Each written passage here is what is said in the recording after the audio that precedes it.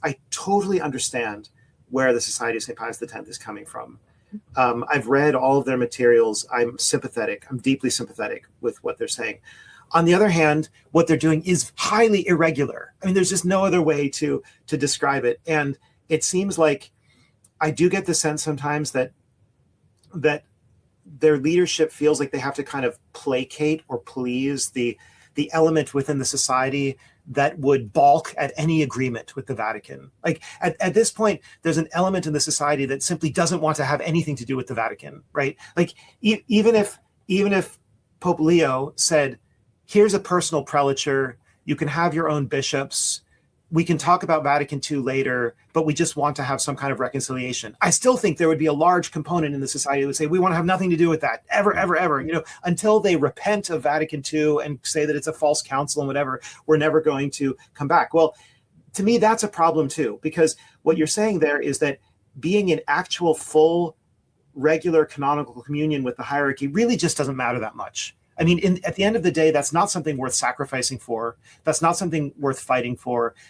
You're just going to say, until you come to our terms, we're never going to have any agreement. Well, I don't know. I mean, when is that going to happen?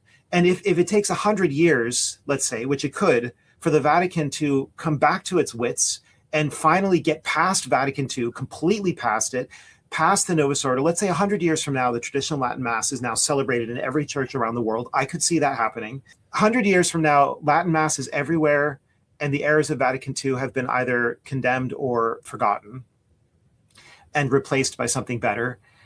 But if the society remained separate for that whole period, would they come back then, 100 years later? It just seems to me that the longer that the rift goes on, the more like the old Catholics they're going to be. So I'm sympathetic with all of their arguments, but I'm not sympathetic with their particular concrete ecclesiastical situation right now.